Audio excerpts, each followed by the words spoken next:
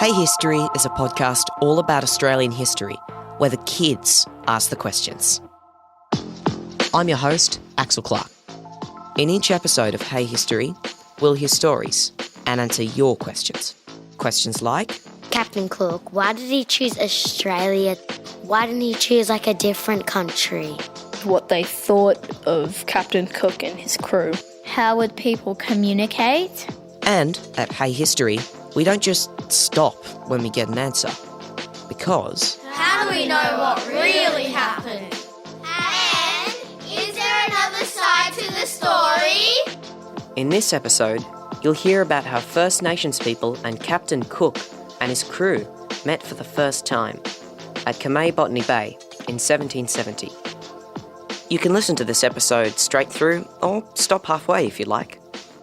I'll tell you when we've reached halfway. Hey, history. First up, a question for you. Have you met someone who spoke a different language to you?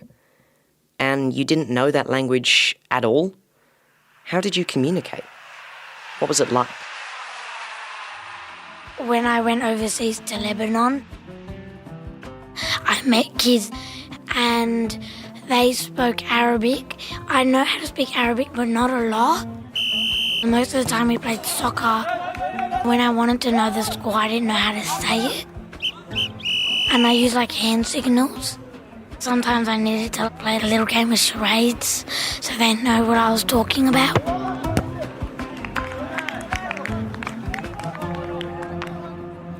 This episode is all about meetings. No, not the boring kind that your parents or teachers spend hours in and say are super important. I mean meeting someone for the first time. I would be really nice and kind because I haven't met them and you never know what they could be going through, or you could put yourself in their shoes.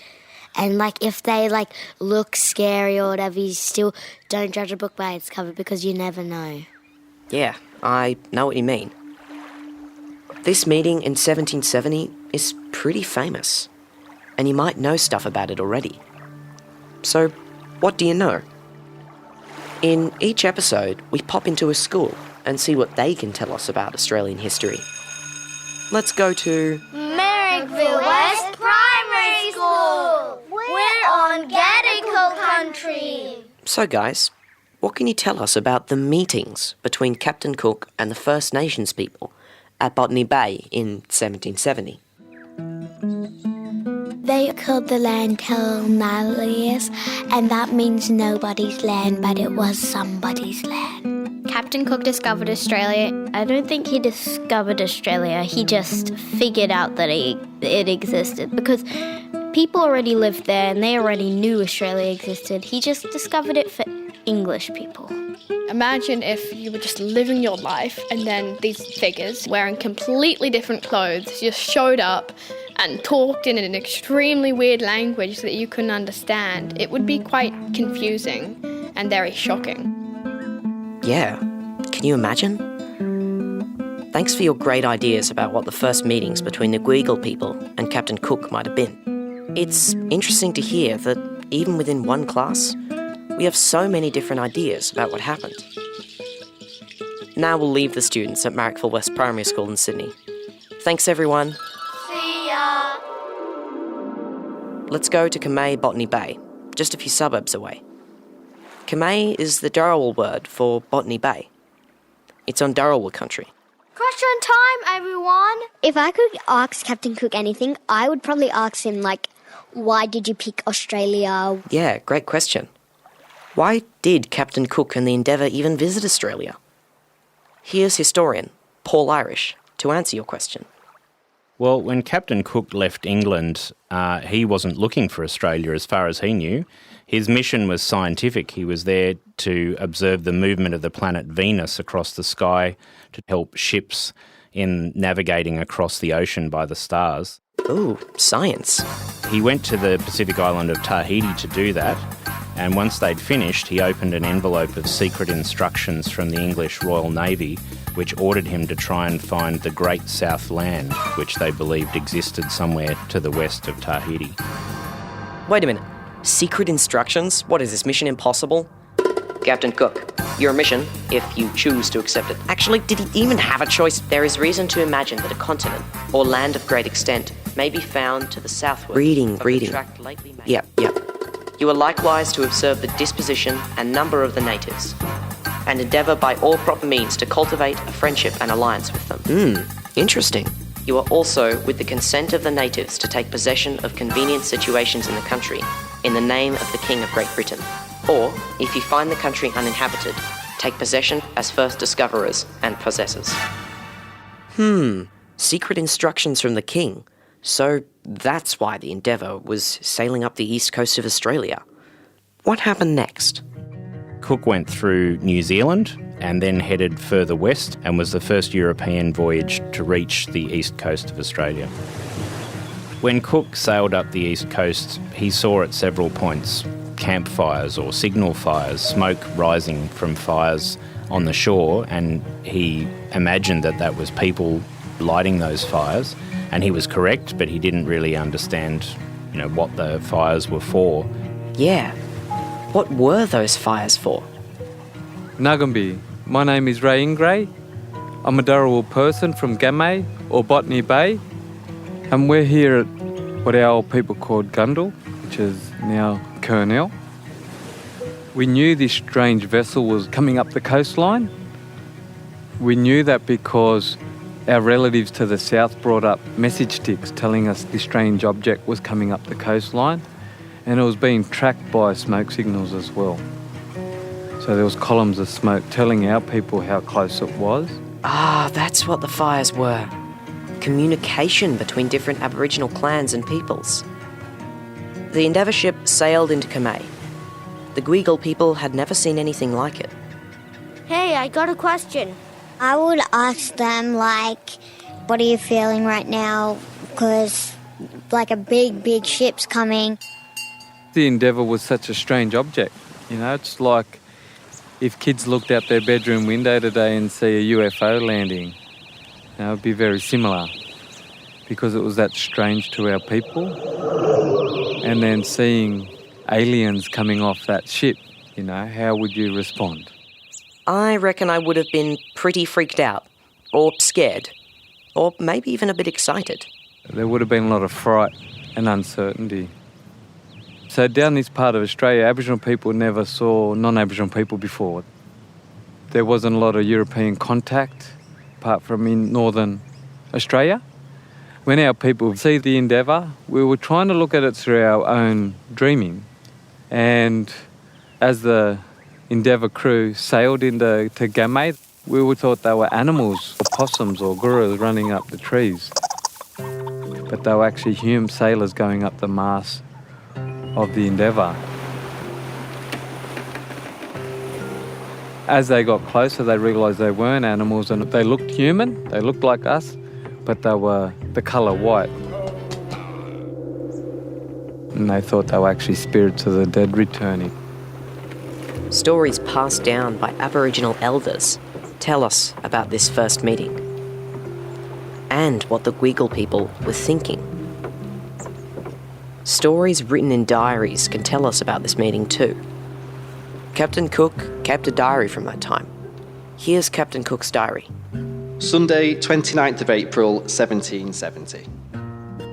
Saw, as we came in, on both points at bay, several natives and a few huts. Men, women and children on the south shore. I went in the boats in hopes of speaking with them. So Cook decided that he needed to go ashore to get water, and in the boat with him was some other crew members of the Endeavour. On the Endeavour, they had what they call longboats, where sailors could row from the main boat to different spots.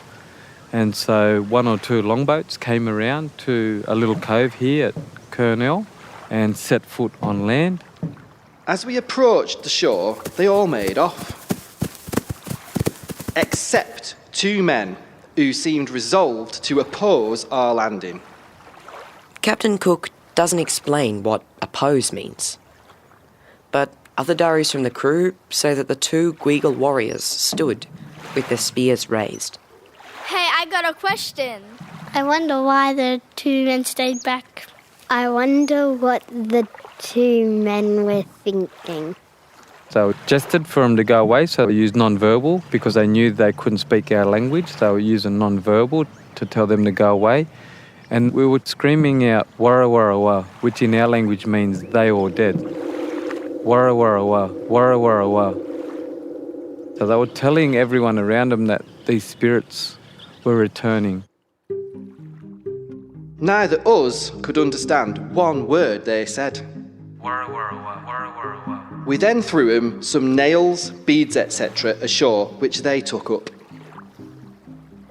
I thought that they'd beckon to us to come ashore, but in this we were mistaken. Okay, we're halfway through the episode. If you want a break, pause now. If you've just come back from a break, let's catch up on what's happened. Hey, history! We visited students at Marrickville West Primary School. They told us what they knew about the Gweagal people and Captain Cook meeting for the first time.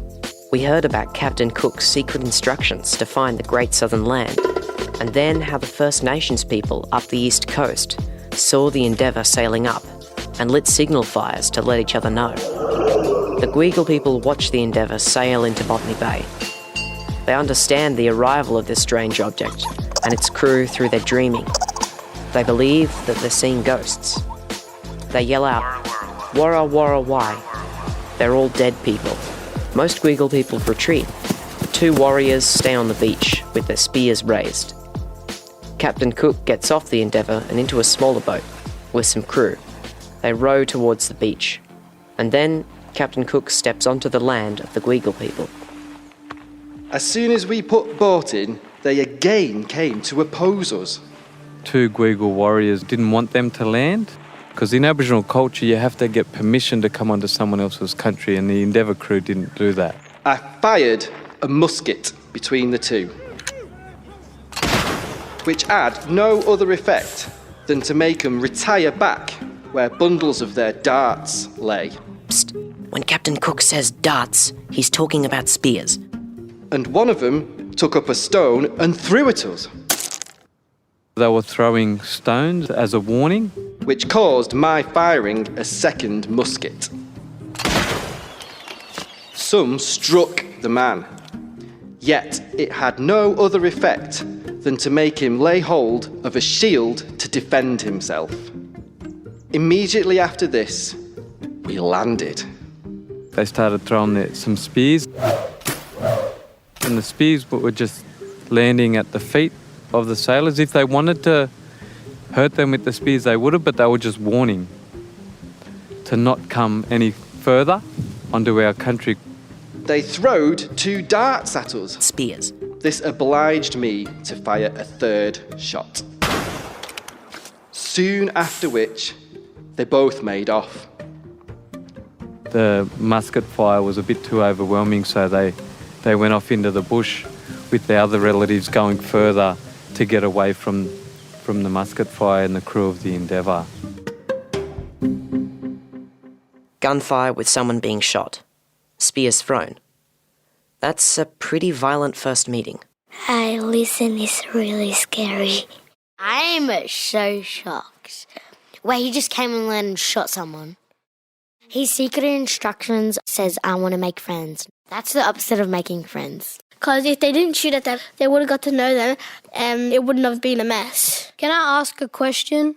I wondered why Captain Cook chose violence instead of, peace.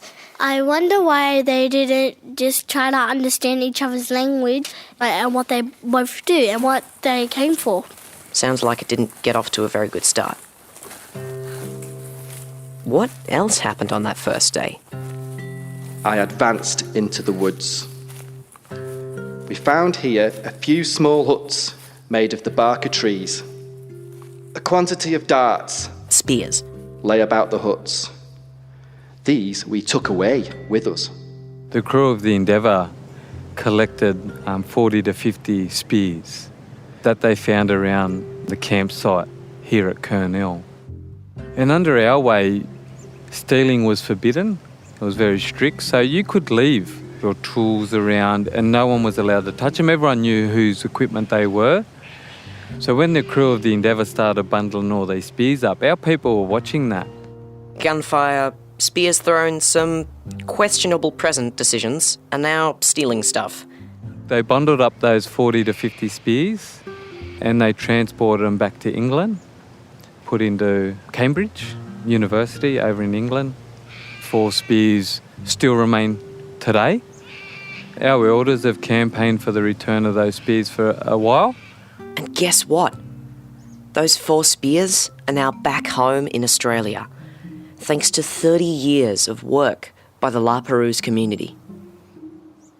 You can see a photo of the Gweagal spears on the Hey History website or in your podcast app.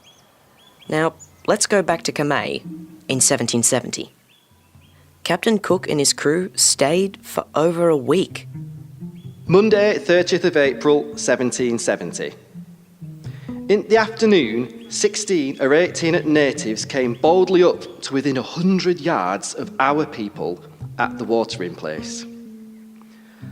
Mr. Hicks, who was the officer ashore, did all in his power to entice them by offering them presents. But all they seemed to want was for us to be gone. Tuesday, 1st of May, 1770.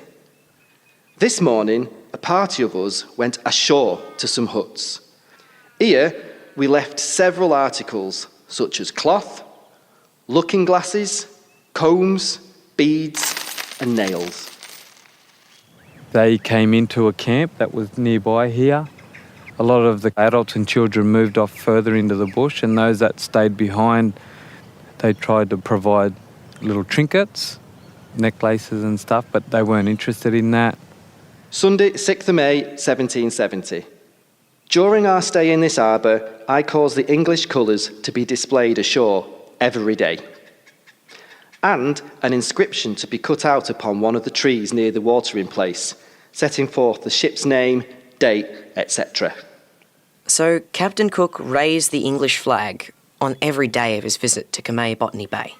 The natives not so much as touched the things we had left in their huts on purpose for them to take away. We could know but very little of their customs, as we were never able to form any connections with them. And any attempt during that 8 days to make contact or to communicate with our old people failed because our people didn't want to experience that same experience that happened on the first day.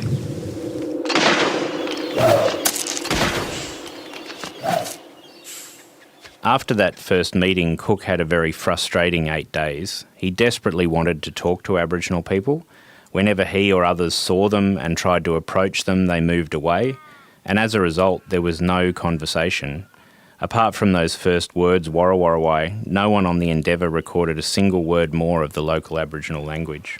Having seen everything this place afforded, we at daylight in the morning put to sea.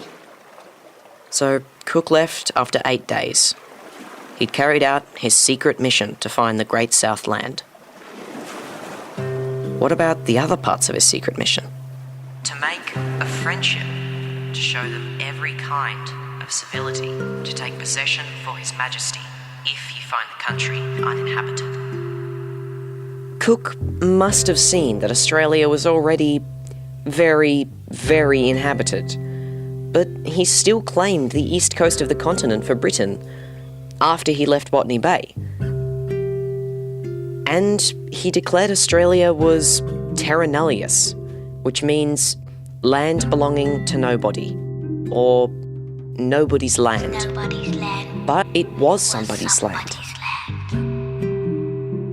Captain Cook sails off further up the east coast of Australia, and those 8 days of his visit, that's the first meeting between Captain Cook and the First Nations people of Australia. Here's Ray Ingrey. We look at those 8 days and think, what a lost opportunity. We would have learnt so much more in that 8 days if they would have done the encounter a little bit better.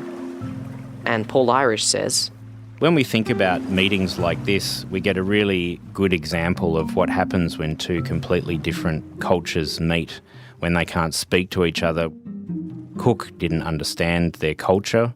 The other thing that Cook didn't understand was that the warriors had deliberately not injured him. We can also see that Cook thought that he had a right to take the water and the right to land on the lands of another people. So that was already setting up a conflict that perhaps he should have been able to understand, but didn't.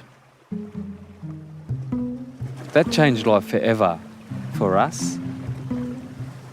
And even though that changed life forever, our old people that continue to live on our country, to live in the world that we're living, it doesn't mean that we have to give up our own Aboriginal identity or our Dharawal ways.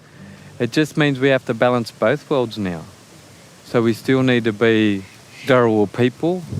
We still need to be speaking our language, practicing our cultural practices, but also to succeed in the Australian way as well. Isn't it crazy to think that those 8 days at Botany Bay, where the Gweagal people and Captain Cook and his crew met each other for the first time, those 8 days changed Australian history forever?